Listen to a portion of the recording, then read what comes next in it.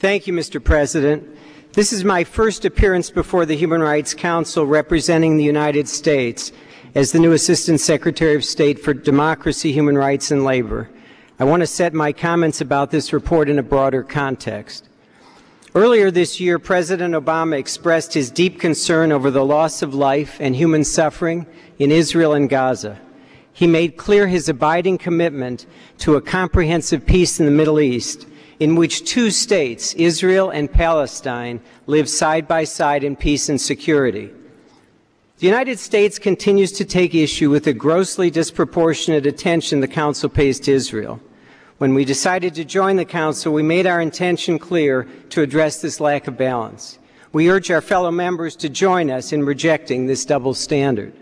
However, we've approached this report applying broad principles. First, to engage in a discussion of the report and the broader issues relating to Israel and the Palestinians in a fair and honest way.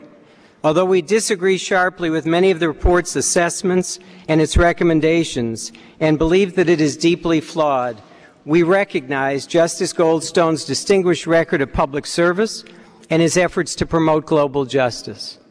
Second, we are guided by our commitment to universal application of international law. But this should not be understood to imply a moral equivalence between Israel, a democratic state with a right of self-defense, and Hamas, which responded to Israel's pullout of Gaza by terrorizing civilians in southern Israel. The Goldstone report includes a number of serious allegations, charging Israel and the Palestinians with violations of human rights and humanitarian law. We take these allegations seriously. We are confident that Israel has the ability to carry out robust investigations. Israel has investigated at least 100 Gaza-related complaints and is currently pursuing actions in 23 cases. We encourage Israel to utilize appropriate domestic review and meaningful accountability mechanisms to investigate and follow up on credible allegations. Hamas is not a government and lacks the willingness and capacity to investigate its own violations of international law.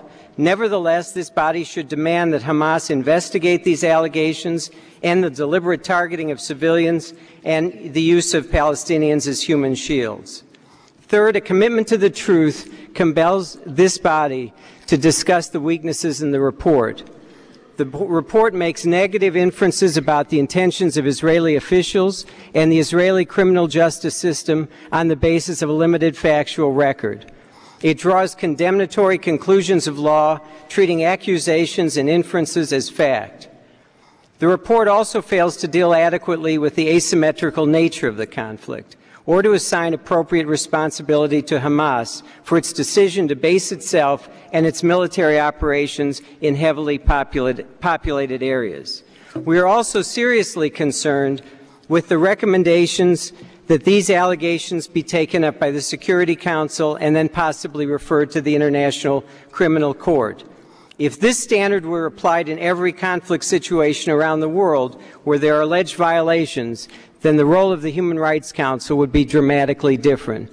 Finally, let me say that we urge members of this Council to commit with us to passing a consensus resolution that encourages Israel to investigate and address allegations through a credible domestic process and calls on the Palestinians to launch credible investigations to address allegations of Hamas abuses. If undertaken properly and fairly, these reviews can serve as an important confidence-building measures that will support the larger essential objective, which is a shared quest for justice and lasting peace. Thank you.